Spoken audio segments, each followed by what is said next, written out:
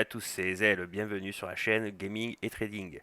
Aujourd'hui, petite vidéo d'introduction, je vais vous présenter comment va se dérouler les vidéos du type trading, les outils que j'utilise et la plateforme pour faire mes analyses techniques. Allez, c'est parti. Pour commencer, je vous rappelle que le trading et la spéculation en bourse comportent un fort degré de risque et peuvent aboutir à des pertes excédant votre investissement initial. Donc la négociation de devises ou la spéculation en bourse ne convient pas, bien sûr, à tout type de personnes. Je considère à partir que maintenant que vous connaissez la base du trading, c'est-à-dire la signification des bougies, les chandeliers japonais, les figures shaktis, etc. Donc la base.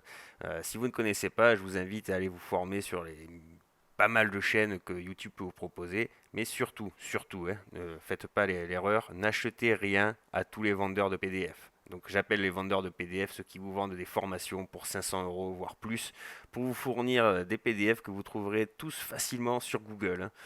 Le seul livre que je peux vous conseiller, c'est par contre, c'est Vivre du trading d'Alexandre Adler que vous trouverez à 50 euros sur Amazon.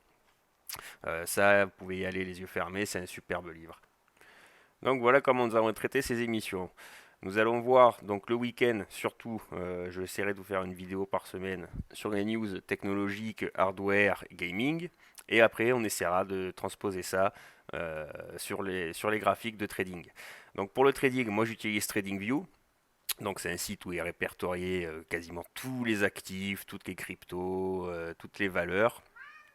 Et sur ce graphique, moi j'utilise un indicateur. Tout ce que vous voyez là, en fait, ce n'est qu'un seul et même indicateur. C'est l'indicateur Pro Indicator que je vous mettrai en lien en description. Donc moi là, je suis pas là pour vous apprendre comment s'en servir parce que sinon on s'en sort pas.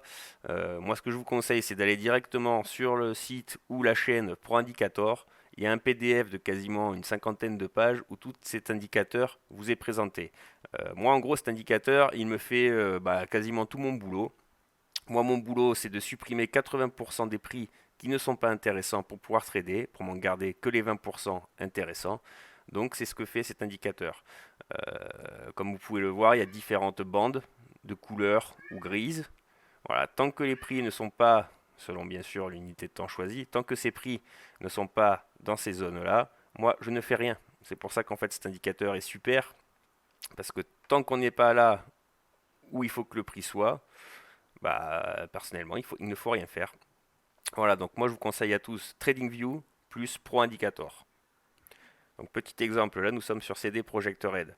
Donc ce que je vais faire, c'est que je vais enlever toutes mes traces que moi j'ai mis pour ne laisser que l'indicateur. Voilà, vous arrivez sur votre graphique, qu'est-ce que me dit l'indicateur? Que là nous sommes dans une zone intéressante. Nous sommes et sur le canal de tendance et dans une zone d'achat de contexte. Donc moi personnellement c'est pour ça que ici je suis rentré là il y a quelques jours, j'ai eu un signal exit au momentum, j'ai attendu un peu que ça fasse l'excès final, ça a fait l'excès final et je suis repassé en achat sur cette valeur. Donc tous les youtubeurs ou qui sont dans le milieu du gaming ont vu CD Projekt Red à la poubelle il y a quelques temps là, entre la sortie du jeu, ensuite ils se sont fait hacker, ensuite ici c'est un des directeurs qui est parti.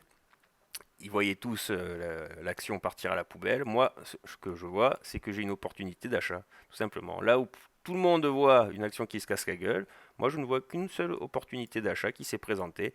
Depuis qu'on était tout en haut, je disais que de toute façon, c'est des project trades, il ne fallait pas y toucher avant que ça arrive à 200 $.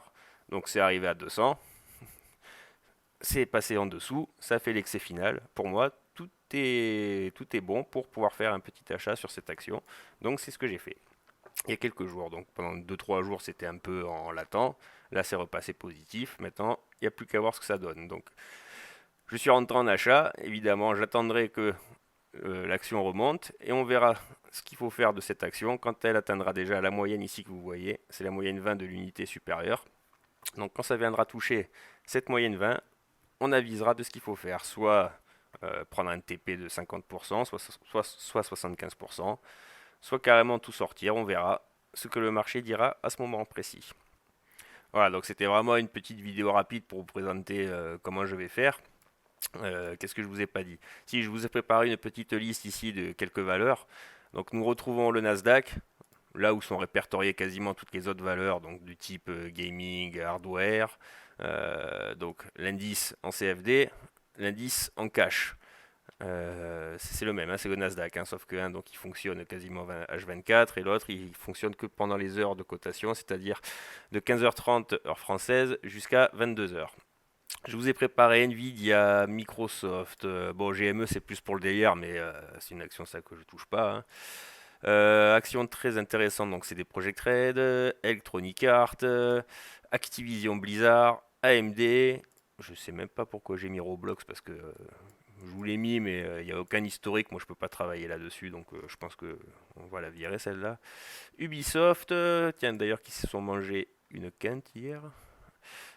Nous avons Intel, encore action très intéressante que je surveille de près, Corsair. C'est là j'aime bien. Il n'y a pas encore trop d'historique, mais bon, le matériel gaming, hein, comme chacun le sait, c'est voué à l'expansion. Atari, c'est pareil, j'ai mis un peu plus pour le délire avec leur histoire de crypto et tout, mais bon, là, de ce que je vois là, c'est comme dirait l'autre, c'est pas bien bandant, hein. Tencent, pareil, marché chinois. Bon, les Chinois, chacun le sait, ça va être certainement le futur. Donc toujours regarder les valeurs chinoises. Et Sony, qui sont en train de se prendre également une petite quinte, hein. Donc Sony, c'est pareil, hein, on ne touche pas l'action tant que celle-ci, elle n'arrive pas au niveau de sa moyenne. Et qui, bizarrement, si on regarde le graphique, arrive également sur un niveau de support, enfin anciennement un niveau de résistance qui deviendra certainement un niveau de support. Donc tant que le prix n'est pas sur ce support, on ne fait rien. Je tiens également à vous rappeler que les opinions, les informations de marché et analyses de façon générale que je fais durant ces émissions ne constituent en aucun cas un conseil d'investissement.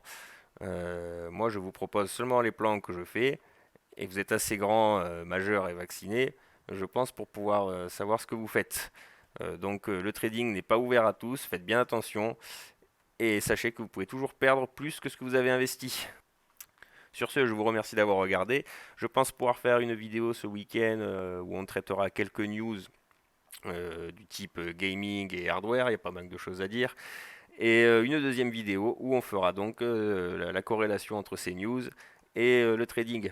Bon, à savoir qu'en ce moment, le marché, comme on peut le voir depuis ces 2 dernières semaines, surtout tout ce qui concerne le secteur technologique avec le Nasdaq, sont en train de se péter la gueule. Donc les news, qu'elles soient bonnes ou mauvaises, en ce moment, bah, c'est pas ça qui va faire varier le marché, mais on les traitera quand même, on regardera ce que ça fait.